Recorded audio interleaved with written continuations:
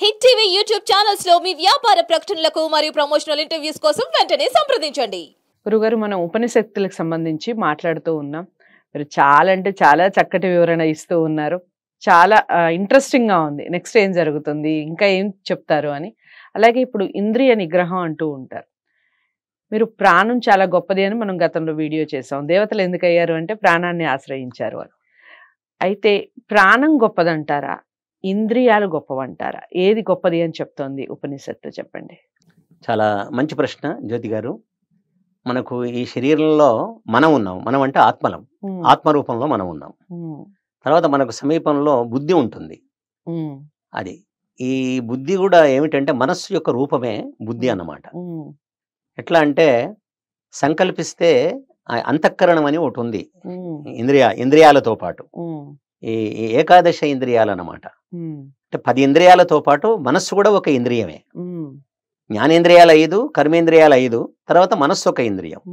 అంతఃకరణం, దాన్ని అంతఃకరణం అంటారు. దాన్ని ఏమిటంటే ఆలోచిస్తే మనస్సు అంటారు, సంకల్పిస్తే మనస్సు అంటారు, ఆలోచిస్తే చిత్తము అంటారు, తర్వాత నిర్ణయిస్తే నిశ్చయిస్తే బుద్ధి అంటారు, నేను నాది అంటే అహంకారం అంటారు. అంటే అంతఃకరణం యొక్క రూపాలు ఈ 4 విధాలుగా మనకు కనిపిస్తూ ఉన్నాయి. అయితే ఈ శరీరంలో మనస్సు గొప్పనా, ప్రాణం గొప్పనా, లేకపోతే కన్ను గొప్పనా, చెవి గొప్పనా, ముక్కు గొప్పనా? ఏమండి, జ్ఞానేంద్రియాల్లో ఏ ఇంద్రియం గొప్ప, లేకపోతే కర్మేంద్రియాల్లో ఏ ఇంద్రియం గొప్ప, లేకపోతే మనస్సు గొప్పనా, ప్రాణం గొప్పనా? ఒకసారి వీళ్ళ కొట్లాట వచ్చేసింది. నేను గొప్ప అని మనకు అసెంబ్లీలో, శాసనసభలో, లోకసభలో ఎట్లా కొట్లాడుతారు ఏమండి, ఇంట్లో కూడా నేను గొప్ప అని పిల్లలు కొట్లాడుతుంటారు చూడండి. అదా వచ్చేసింది. అంతా వచ్చిన తర్వాత వీళ్ళందరూ కలిసి ప్రజాపతి దగ్గరికి వెళ్ళారు. కన్న తండ్రి కదా భగవంతుడు. వెళ్ళి మేము ఎవరు గొప్పరో చెప్పమన్నారు. అంటే ఆయన ఏమన్నా అంటే, ఈ శరీరం నుంచి ఎవరు వెళ్ళిపోతే ఈ శరీరం చచ్చిపోతుందో, శవం అవుతుందో, మృతప్రాయం అవుతుందో వాళ్ళు గొప్ప చెప్పాడు. అప్పుడు అన్ని వెళ్ళిపోతాయిగా. చూడండి చెప్పినాడు. చెప్పగానే వెంటనే ఏం చేసింది, అందులో నుంచి మొదలు వాక్కు బయటికి వెళ్ళింది. నేను వెళతా, నువ్వు ఎట్లా బతుకుతావో చూస్తా అని. వాకు బయటకు వెళ్ళి 1 సంవత్సరం కాలం ఎక్కడికో వెళ్ళింది. వెళ్ళి వచ్చింది. వచ్చినా అది బతికే ఉంది. మాట్లాడకపోతే మనిషి బతకలేడా? అయ్యో నేను ఇంతేనా, నేను గొప్పదాన్ని కాదని వాక్ అందులో చేరిపోయింది. తర్వాత ఏమైంది, చెవి బయటికి వెళ్ళింది. నేను లేకపోతే ఈ శరీరం ఎట్లా బతుకుతుందో అని, ఈ మనిషి ఎట్లా బతుకుతాడో అని. అది కూడా చెవి కూడా బయట 1 సంవత్సరం దాకా ఉండి మళ్ళీ శరీరం దగ్గరికి వచ్చి చూస్తే బాగా ఉన్నాడు. చెవిటివాడు బతకడా? మూగవాడు బతుకుతాడు, చెవిటివాడు బతుకుతాడు. తర్వాత ఏం చేసింది, నేత్రం, అది బయటికి వెళ్ళింది. వెళ్ళి మళ్ళీ సంవత్సరం తర్వాత వస్తే చక్కగానే శరీరం ఉంది. గుడ్డివాడు బతకడం లేదా? బతుకుతున్నాడు. చూడండి ఇక్కడ. తర్వాత మనస్సు వెళ్ళిపోయింది. నేను లేకపోతే నువ్వు ఎట్లా బతుకుతావు అని. అసలు మనిషికి మనస్సు వల్లనే పేరు వచ్చింది. మనిషి అనే పేరు మనస్సు వల్లనే వచ్చింది. మననాత్ మనుజహ అన్నమాట. కాబట్టి నేను లేకపోతే నువ్వు ఎట్లా బతుకుతావో చూస్తానని అది వెళ్ళిపోయింది. సంవత్సరం ఎక్కడెక్కడో ఉండి అది తిరిగి వచ్చేసరికి బాగానే ఉంది. ఆలోచన లేకపోతే చిన్నపిల్లవాడు బతకడం లేదా ఏమి ఆలోచించకుండా?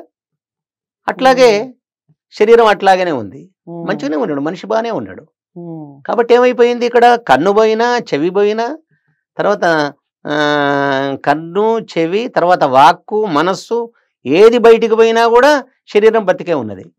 వీళ్ళందరూ పోయి వచ్చిన తర్వాత ప్రాణం ఏం చేసింది, నేను పోతానని బయటికి వెళ్ళింది. ఎప్పుడైతే శరీరం నుంచి ప్రాణం బయటికి వెళ్ళిందో ఇంద్రియాలన్నీ గిజగిజ కొట్టుకున్నాయి. అదన్నమాట. వద్దు బాబోయ్ నువ్వే మాకు రాజువు, నువ్వు లేకపోతే మేము బ్రతకలేము. సుప్రీం పవర్ నీకే ఉంది, ఓ ప్రాణమే నువ్వే గొప్పదానివి అని అప్పుడు ఆ ప్రాణాన్ని అవి వేడుకున్నాయన్నమాట. ఆ ప్రాణం కూడా ఏం చేసింది అంటే, అది చాలా గొప్ప ప్రాణశక్తి, చాలా గొప్పది కదా.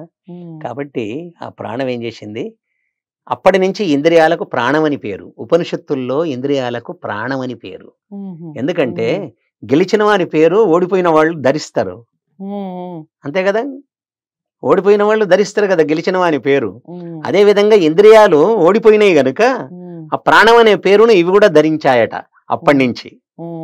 అప్పుడు ఏం చేసింది ప్రాణం కూడా, ఏం లేదు, నేను శరీరంలో ఉన్నంత కాలమే మీకు అన్నం లభిస్తుంది. కాబట్టి నేను భుంజించి మీకు పెడతాను నేను అని. అక్కడ ఆ సందర్భంలో ఉపనిషత్తుకారుడు చెప్తాడు, అన్నమును సృజించు ప్రాణము, అన్నమును ధరించు ప్రాణము, అన్నమును భుజించు ప్రాణము, అన్నమును హరించు ప్రాణము అంటాడు. ఎంత గొప్ప మాట చూడండి. ప్రాణశక్తి చాలా గొప్పది. బాహిర ప్రపంచంలో ఇప్పుడు మనకు అన్నం దొరుకుతుంది అంటే ప్రాణం వల్లనే. అసలు శరీరంలో ఆకలి అనేది ప్రాణమే. ఈ రహస్యం ఎవరికి తెలియదు. కాబట్టి అన్నాన్ని దొంగతనం చేసినా పాపం లేదని శివానందమూర్తి అనే ఒక విద్వన్మణి చెప్పాడు. అన్నం అందరిది. అందుకే పరమ పురుషుని సృష్టిలో గల అన్న భండారము గొప్పది, చిన్న నోటితో తిన్నదెంతయు నామమాత్రము కాక ఏమగు. భగవంతుని సృష్టిలో అందరికి సరిపడే అన్నం ఉంది. కాబట్టి వానికి పెట్టి తినాలి అంతే, దాచుకోవలసిన అవసరం లేదు. కాబట్టి నాలో ఉండి మీరంతా భుజించండి, నేను ఈ శరీరంలో ఉంటేనే మీకు బ్రతుకు అని ప్రాణం చెబితే అవన్నీ కూడా దాసోహం అన్నాయి. అందుకే ప్రాణమేమో భర్త అయిండు, ఇవన్నీ కూడా భార్యలైపోయినాయి అని ఉపనిషత్ చెప్తూ ఉంది. రైట్.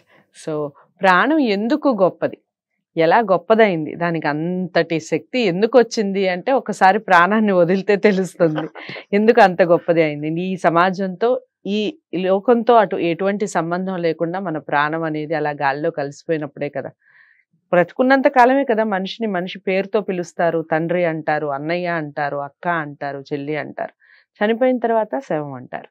సో అంతటి విలువ లేకుండా పోయిన ఆ ప్రాణానికి అంతటి విలువ ఎందుకు వచ్చింది అనేది ఉపనిషత్తు ఏం చెప్తుంది అనేది చాలా చక్కటి వివరణ ఇచ్చారు.